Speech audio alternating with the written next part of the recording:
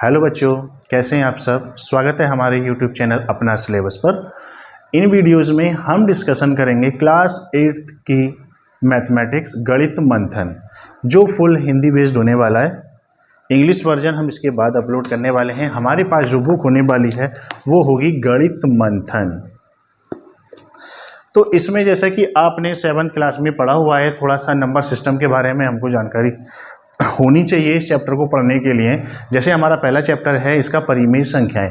तो परिमेय संख्याएं क्या होती हैं ये जानने से पहले हमें पता होना चाहिए कि पूर्णांक क्या होते हैं, और पूर्णांक से पहले हमें पता होना चाहिए पूर्ण संख्याएं क्या होती हैं, और पूर्ण संख्याओं से पहले पता होना चाहिए प्राकृतिक संख्याएं क्या होती हैं। ठीक है, तो मैं पूरा थोड़ा सा आपका रिवीजन करा देता हूं। हालांकि ये आप 7th क्लास में पढ़ चुके हैं। पहले हम पढ़ते हैं प्राकृतिक संख्याएं। प्राकृतिक संख्याएं, तो बच्चों क्या होती हैं प्राकृतिक संख्याएं? जैसा कि आपको पता है प्राकृतिक संख्याएं क्या होती हैं, जिन नंबरों से हम गिनना प्रारंभ करते हैं वे संख्याएं सर प्राकृतिक संख्याएं होती हैं। गिनना कैसे? जैसे हम बोलें कि इस कक्षा में कितने विद्यार्थी हैं, तो हम कैसे काउंट करेंगे? 1 2 3 4 5 6 7, आप भी तो हैं 8 9। क्लियर? तो हमने स्टार्टिंग कहां से की? 1 2 3 4 5 6 7 8 9 10 डॉट डॉट डॉट डॉट ऐसे ही बढ़ते चले जाएंगे। तो प्राकृतिक संख्याएं क्या होती हैं? जिनसे हम गिनना प्रारंभ करते हैं। तो गिनना हमने कहां से प्रारंभ किया? 1 से, और इनको रिप्रेजेंट करते हैं हम n से। इनको किससे रिप्रेजेंट करते हैं बेटा? n से रिप्रेजेंट करते हैं। और ये क्या संख्याएं होती हैं हमारे पास? 1 2 3 4 5 6 7 डॉट डॉट डॉट डॉट, ये ऐसे ही चला जाएगा। क्लियर? कहां तक जाएगा? अनंत तक जाएगा। अनंत क्या होता है? अनंत कोई संख्या नहीं होती है, एक नोटेशन होता है। जब आप थोड़े बड़े हो जाएंगे ना तब आपको इसके बारे में और अच्छे से डिटेल से बताएंगे अनंत क्या है। फिर भी थोड़ा बहुत मैं आपको बता दूंगा यहाँ पर। तो नेचुरल नंबर्स मीन्स प्राकृतिक संख्याएं क्या होती हैं?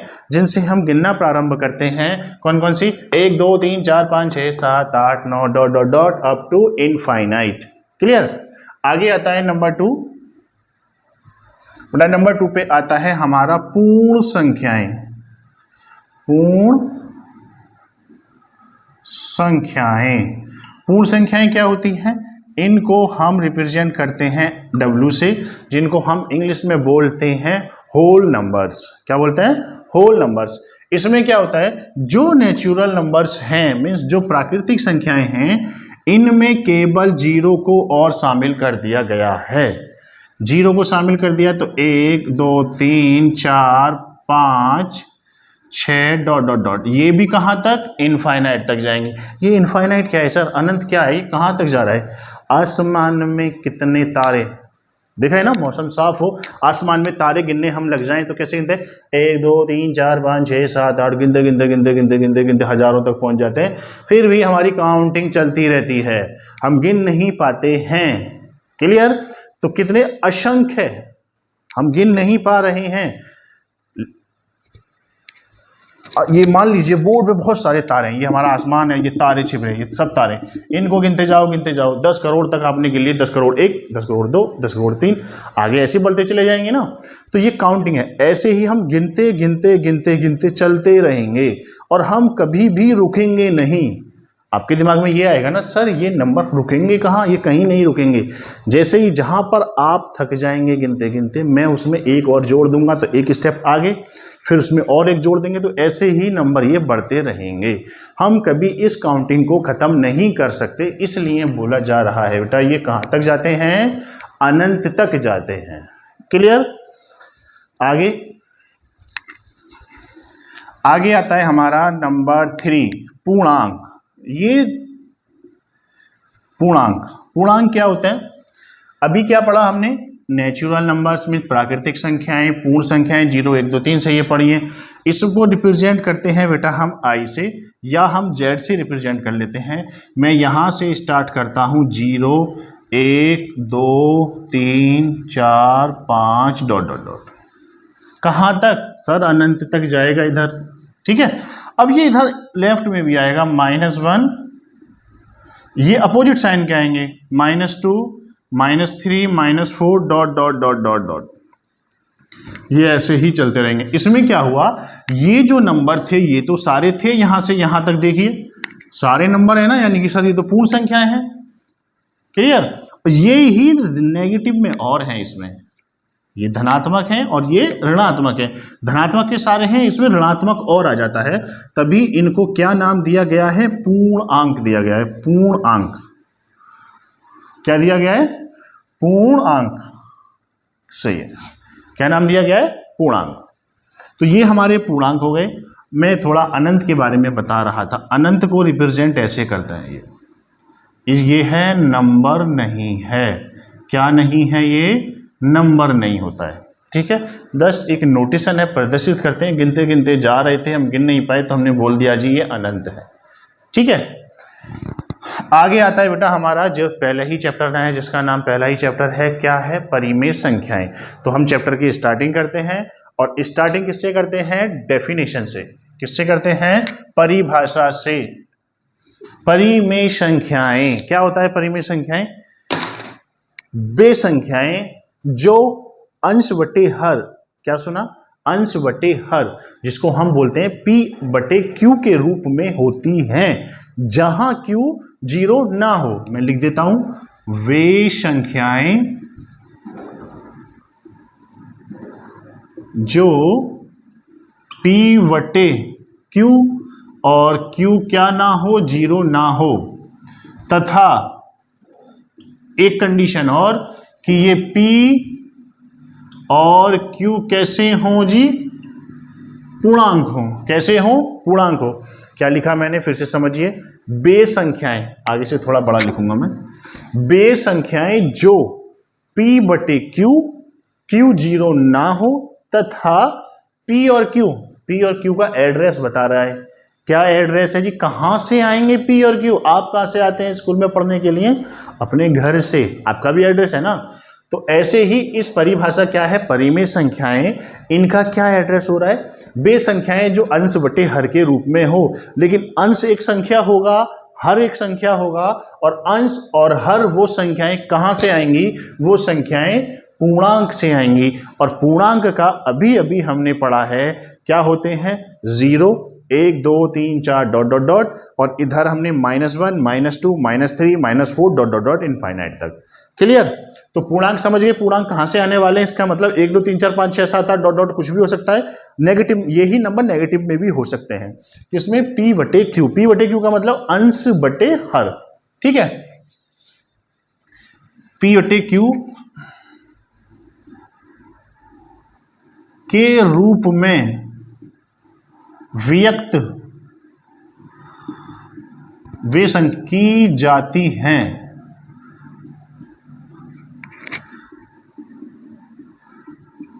परिमेय संख्याएं कहलाती हैं। कैसे, एग्जाम्पल समझिए बेटा, उदाहरण 6/5, 6/5, 6/5 का मतलब, ये मैं मार्कर ले लेता हूँ, एक सेकेंड, हाँ जी, 6/5 का मतलब ये जो 6 है ये हमारा लिखा गया है सर P, और ये है हमारा Q। सर ये वाला नंबर हमने P बटे Q के रूप में लिखा गया है। मुझे दिखाई दे रहा है कि इसका जो P है वो 6 है और इसका जो Q है वो 5 है, और ये P और Q कहाँ से आएंगे, पूर्णांक से आएंगे, और पूर्णांक में 5 भी होता है, 6 भी होता है, इसलिए यह एक परिमेय संख्या है। क्लियर। अगला एग्जाम्पल अगर हम देखें, अगला एग्जाम्पल मैंने लिया -2/7। कितना लिया बेटा, -2/7। इसमें बताइएगा P क्या है, सर अंश वाला P है और हर वाला क्या है, Q है। अंश वाला P है, हर वाला Q है, तो सर ये अंश बटे हर में लिखी गई संख्या है, जो P और Q कहाँ से आ रहे हैं, पूर्णांक से आ रहे हैं। ये पूर्णांक में होता था ना, मैं दिखा देता हूँ पूर्णांक में क्या क्या था, 0 1 2 3 4 dot dot dot -1 -2 -3 dot dot dot ऐसे -4 -5 ऐसे चल रहा था, यही चल रहा था ना। अब क्या है -2, देखो -2 तो ये रहा, पूर्णांक का था ना, ये पूर्णांक के नंबर, तो ये रहे पूर्णांक। और 7 कहाँ से आएगा, 7 इसके आगे आया होगा, 4 5 6 7, यहाँ पे 7 आया होगा, तो ये 7 आ गया। ठीक है, तो वे संख्याएं जो P बटे Q के रूप में लिखी जाती हैं तथा Q 0 ना हो, पहली कंडीशन ये है, मतलब हर 0 नहीं होना चाहिए, हर 0 नहीं होना चाहिए। हर क्या है, यहाँ 5 है, यहाँ कितना है, 7 है। हर 0 ना हो तथा P और Q कहाँ से आए बेटा, कहाँ से आए, पूर्णांक से आएंगे। ठीक है, आगे देखिएगा अगला एग्जांपल्स। अगला एग्जांपल देखो,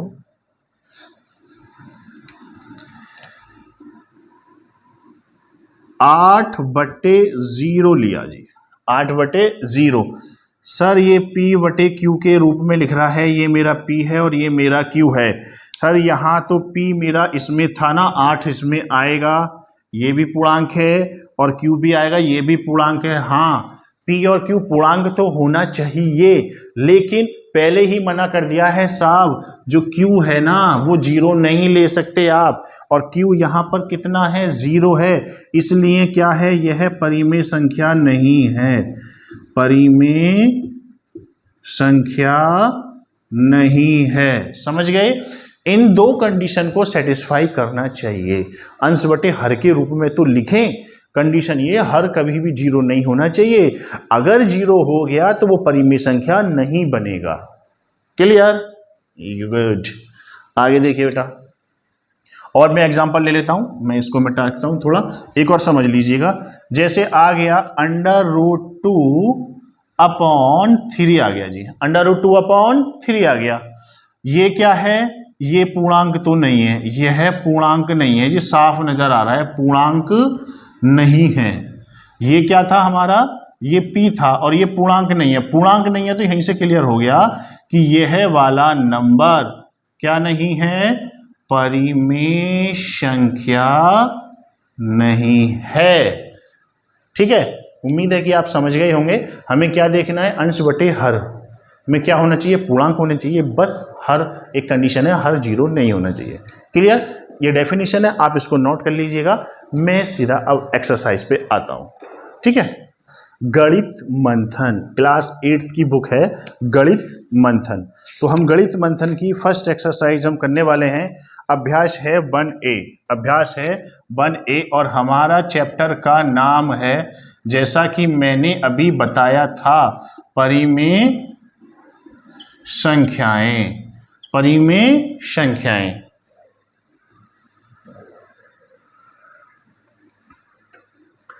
परिमेय संख्याएं, अभ्यास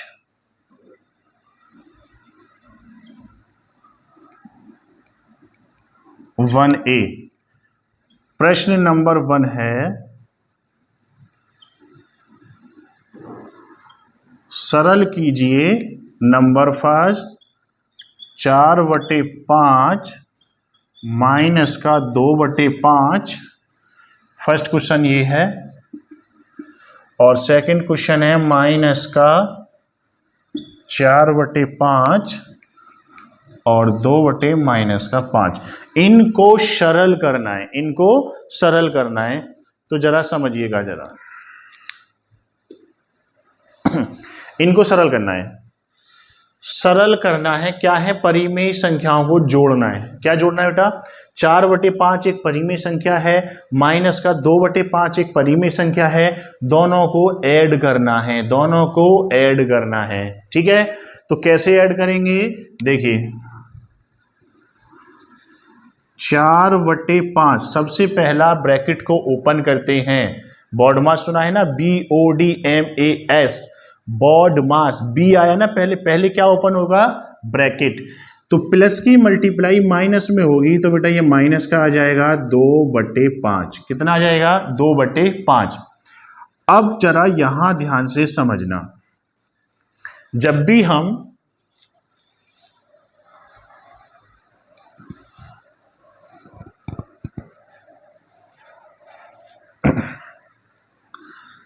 4/5 माइनस 2/5, ये क्या है? परिमेय संख्या है। अब जरा ध्यान से समझिएगा, जब भी हम परिमेय संख्याओं को जोड़ते हैं या घटाते हैं तो हमको एलसीएम लेना पड़ता है। क्या लेना पड़ता है बेटा? एलसीएम। और एलसीएम आप लोग बहुत अच्छी तरीके से जानते हैं, ठीक है। लेकिन एलसीएम से थोड़ा सा बचने का भी तरीका है और उससे आपकी कैलकुलेशन बहुत आसान हो जाती है। मैं आपको दोनों चीज बताऊंगा, कैलकुलेशन से कैसे बचना है और एलसीएम को कैसे लेना है, ठीक है। जैसे यहां पर है, अब मेरे को एलसीएम लेना है तो आप 5 और 5 के एलसीएम लेंगे तो 5 ही आएगा टोटल। इसमें पूरा थीम समझिएगा बेटा, परिमेय संख्याएं जो होती हैं उनके केवल हर पे नजर जानी चाहिए आपके। पहले किस पे जानी चाहिए? हर पर। हर क्या है? यहां 5 है और यहां भी 5 है, दोनों जगह 5 5 है ना। देखिए यहां 5, इसका हर 5 और इसका हर 5। परिमेय संख्याओं के कैलकुलेशन में सबसे पहला काम होता है हर को बराबर करना, हर को बराबर करना। अब इस क्वेश्चन में पहले से ही हर बराबर दिया है तो ये क्वेश्चन तो बिल्कुल आसान हो गया मेरे लिए। एलसीएम कितना आ गया? 5 आ गया, तो 4 माइनस का 2, तो आंसर आ गया 4 में से 2 गए 2/5, ये मेरा हो गया आंसर, ठीक है। इधर देखिएगा, अभी मैं आपको समझाऊंगा इन चीजों को। माइनस से तो माइनस कट जाएगा बेटा, ठीक है। तो ये कितना आया मेरा? 4/5 और प्लस ये है 2/-5, तो ये आ गया 4/5। प्लस की मल्टीप्लाई माइनस में करेंगे तो माइनस का 2/5, ठीक है सर। ये तो दोनों सेम से ही आ रहे हैं, लेकिन यहाँ दोनों माइनस माइनस के थे। अब यहाँ पर क्या काम है सर? हर को देखना है, हर बराबर करना है। हर इसका और इसका हर पहले से ही बराबर है, तो एलसीएम हमारा आ जाएगा बेटा 5 और ऊपर 4 माइनस 2, तो इसका भी आंसर कितना आ गया है? कितना आ गया है बच्चों? 2/5। इसका कितना आया था? 2/5। क्वेश्चन दोनों अलग थे, आंसर दोनों के सेम आए हैं। ऐसा क्यों हुआ? ऐसा इसलिए हुआ, ये यहाँ प्लस का था, ये भी प्लस का था। यहाँ ये P जो था, P/Q ना, P माइनस का 4 था, Q माइनस का 4 था, लेकिन ये माइनस एक दूसरे से कट गए थे। कट गई ना? समझ गए? तो ये दोनों क्वेश्चन सेम हो गए। अब जरा थीम समझिए, इस एक्सरसाइज में हमें क्या काम करना है। आपका फोकस वहीं होना चाहिए, ठीक है। ध्यान से समझना। मैं इसको मिटा देता हूं।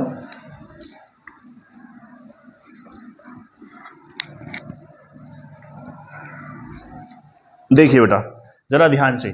अब जैसे मैं अपनी तरफ से एक क्वेश्चन ले रहा हूं। जैसे लिया मैंने 3/6 प्लस का 4/3, एक तो मैंने ये ले लिया। सेकंड क्वेश्चन ले लिया बेटा मैंने 5/8 माइनस का 3/16, एक क्वेश्चन मैंने ये ले लिया, ठीक है। और एक और लिख लेते हैं। थर्ड क्वेश्चन लिया बेटा मैंने 1/2 और प्लस का 1/3। ये तीनों क्वेश्चन अलग अलग टाइप के मैंने ले लिए। अब देखना जरा, हमारा टारगेट क्या है? मुझे इसको हल करना है। ध्यान से देखना बेटा, थोड़ा टाइम लगेगा। आप ये चीज़ समझिए ना, बहुत चीज़ों से बच जाएंगे। अब बच्चे कर नहीं पाते हैं, इनको एलसीएम लेने में उलझते रहता है। तो जरा देखिएगा, हमारा टारगेट क्या है? हर को बराबर करना। ये परिमेय संख्या ये परिमेय संख्याओं को यहाँ जुड़वा रहा है, यहाँ परिमेय संख्या को घटवा रहा है, और यहाँ परिमेय संख्याओं को जुड़वा रहा है। तो परिमेय संख्याओं में हमारी नजर किस पे पहुंचनी चाहिए बेटा? हमारी नजर पहुंचनी चाहिए हर पर। किस पे पहुंचनी चाहिए? हर पर। हर यहाँ पे कितना है? 6, यहाँ कितना है? 3, यहाँ कितना? 6, और यहाँ कितना है? 3 है। तो मैं क्या काम कर सकता हूं? यहाँ जरा ध्यान से सुनना। हर को बराबर करना है। मेरा टारगेट क्या है बेटा? हर को बराबर करना है। दोनों हर बराबर होने चाहिए। यहाँ है 6, यहाँ है 3, तो मेरे दिमाग में आना चाहिए कौन से नंबर से गुणा करूं? क्या?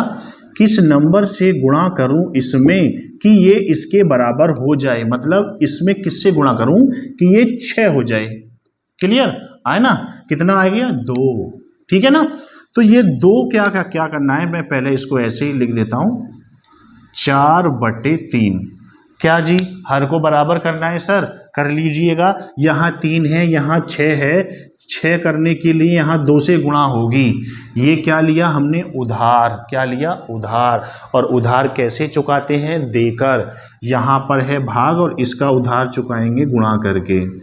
2 से ऊपर और 2 से नीचे। क्वेश्चन हमारा ये था, हर बनाने के लिए मुझे 2 से गुणा करनी पड़ी अपनी तरफ से, तो इससे ऊपर भी करनी पड़ेगी।